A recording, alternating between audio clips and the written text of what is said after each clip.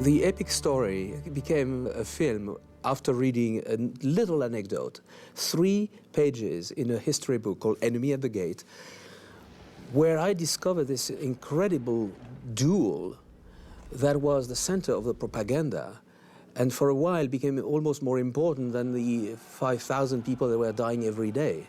What a fascinating thing, you know, to realize that all the eyes of almost the world were concentrating on 2 people.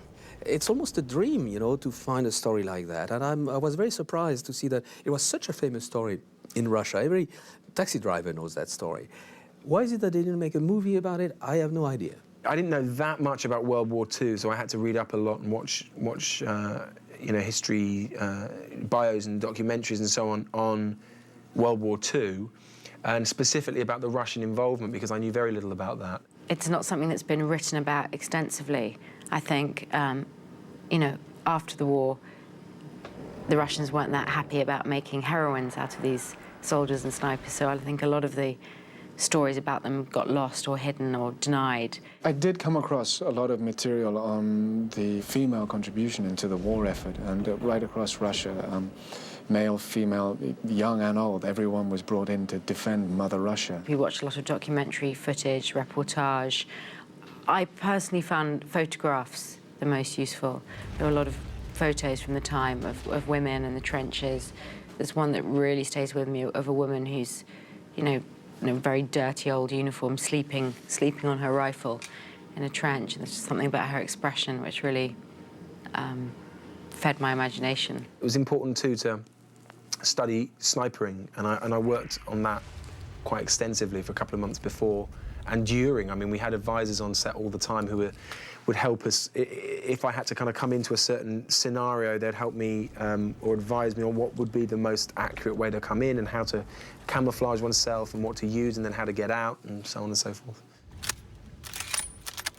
We were trained by Jude and myself by Jim Dowdle, who's an ex-SAS military officer, and we had to learn how to handle a rifle, how to aim, how to fire, how to load, unload, clean, you know, pick up in a sling, whack on our back. We had to really learn to make the rifle kind of an extension of our own bodies. I had a rifle that I was given, that I had at my house, that I could at least practice the bolt action and practice with the scope and holding it steady. And when I got here, I had a session where I actually got a chance to fire some live rounds, which I hadn't done, to feel the kick of the gun.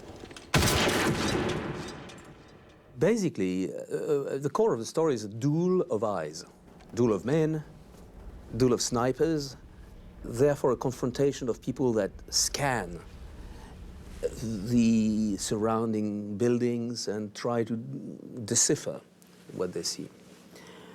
Therefore, I needed the powerful eyes of birds of prey.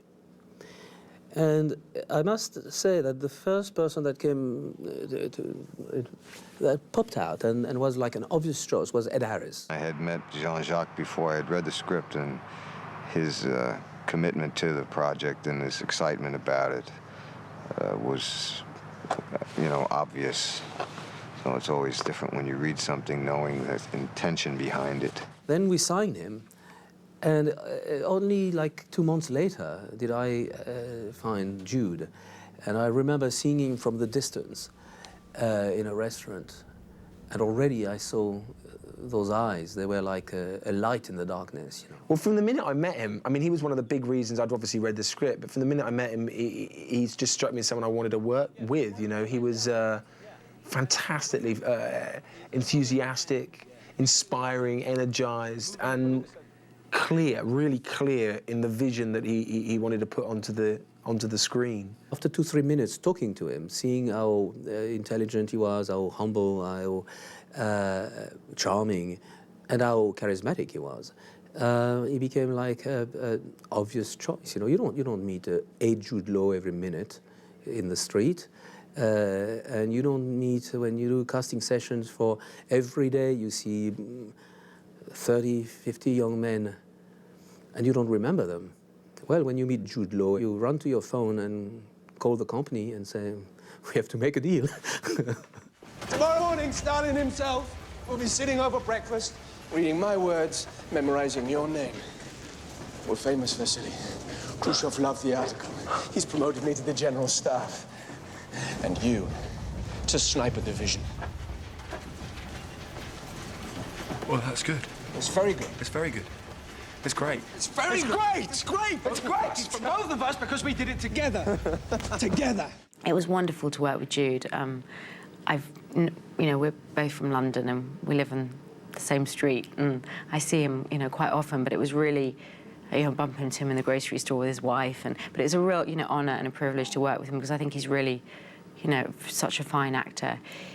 Personally, as an actor, I'm only as good as the person that I'm working opposite, and he was right there for me every second. I'd known Jude. I think we had met on an occasion. The National Theatre had a workshop for young actors when we were around about 20, and I'd met him on and off once or twice before, and likewise with Rachel I'd met and worked with before. So there was a warmth and a generosity and a good collaboration and interplay between us all, and it was a really fun collaboration, and hopefully it sort of transcends onto the screen.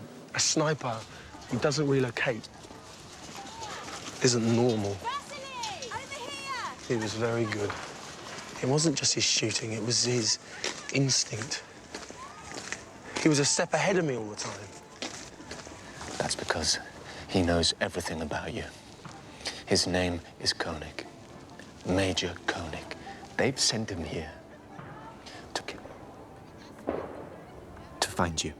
The attraction that I had for Enemy of the Gates really was the part and role and character of Danilov, the political officer, as well as Jean-Jacques, the visionary behind the material. It was great just to work with Joseph because he was, a friend, someone I knew, but also because, funnily enough, as an Englishman, it's very rare to work on a big film with British contemporaries. What I love on a political level is he, through the journey of the film and through the manipulation that he inflicts on others in terms of fabricating a hero through Vassili Zaitsev, that he learns that what he is doing for the party and what the party is doing for him is just as abhorrent, really, as the evil which they are fighting. Did he tell you why I asked for the transfer? No. This morning, a list arrived at headquarters. It was a list of civilians who'd been rounded up and sent to Germany in a convoy that left Stalingrad 3 weeks ago. My parents were amongst them. I play the character Tanya Chenova, and she was a woman who really existed and did fight in the siege of Stalingrad. I think what drew me towards her was her kind of, I suppose, a certain fierceness that she has. It was fun too because there we were, 1 week we would all be working together in these huge sort of setups with hundreds of other people and explosions going off and crawling through mire after mire, and then we'd also then get the chance to do very intimate, dramatic scenes. You're upset because Zaitsev is dead. You don't have to hide it. There's no shame in it. You're Russian like he is. Don't listen to them. It's just propaganda. He isn't dead. And do you know why? Because I haven't killed him yet. Jean-Jacques, I think, really has always perceived the character more as a presence than anything. And to me, he's a bit removed from the war in a sense. I mean, he's the head of the sniper school outside Berlin, and he was decorated in the First World War when he was a younger man. But my sense is that he's not a member of the Nazi Party, although he's in the Waffen, SS, the unit that he's in. But he's a bit of an aristocrat, and he's not in the trenches, although he certainly knows that aspect of war.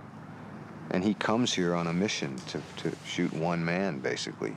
Well, the only shame with that was that I only got to work with him for a couple of days, and we never actually had any dialogue, obviously, together, which would have been the completion of, the chance of working with him. But it was great just to watch him at work My favorite scene, I think, is the meeting of Danilov and Vassili, and also the farewell between Danilov and Vassili at the very end, and only because they go through such extremes. I really love the scene where Jude and Joe are in the printing press, and Vassili's made the front page. I was obsessed from the beginning to try and get some Russian dancing in, and we nearly got the dancing in that scene, but that's why there's so much sort of humour, because I kept saying, right, I'm going to dance in this scene, and everyone was waiting, but I never quite did. We ended up fighting instead, I think.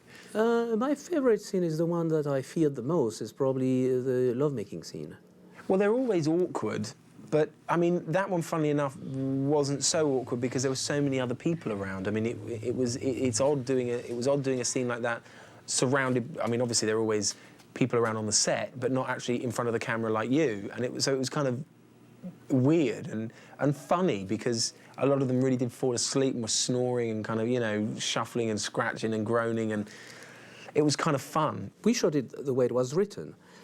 But it's easier to shoot a battle scene the way it's written than to shoot, to capture those very intimate emotion that people are supposed to have when they have a carnal relationship. Jean-Jacques was so specific, he didn't want to reveal too much, he didn't want to show much, and yet he really wanted it to be almost like a kind of dance sequence. So he didn't just let us, you know, let the camera roll and see what happened. He kind of choreographed it, which made it very easy. You know, there's no difference. You put 10 extras, 100 extras, 1,000 extras, 10,000 extras, it doesn't make a difference. It's the same work.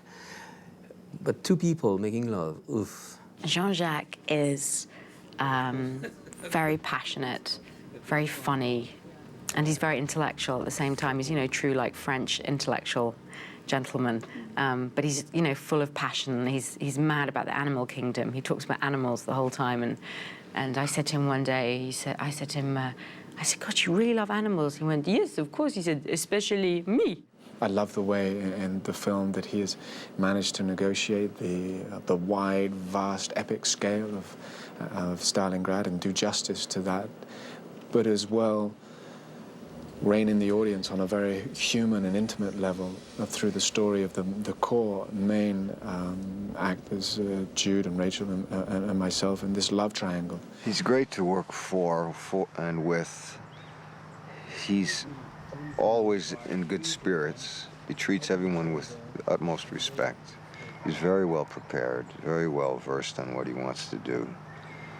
I think he's a very brave filmmaker in the sense that he chooses subject matter that whatever it is that kind of strikes him, he'll try. It was hard work. It was very cold and very, very dirty and very long hours. And I don't think there was one day when he wasn't anything other than full of beans, and always somehow managed to keep his shirt clean. I never know how he did that, because we were in really filthy surroundings and he had a white button-up shirt, which he always wears, and it was pristine, always.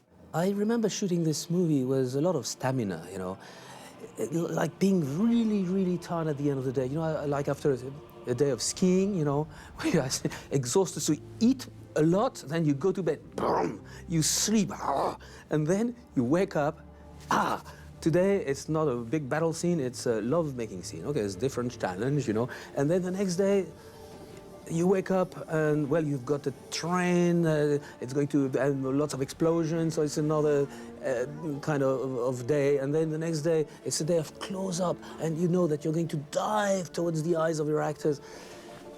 It was really... I was sad that it was when it was coming to an end.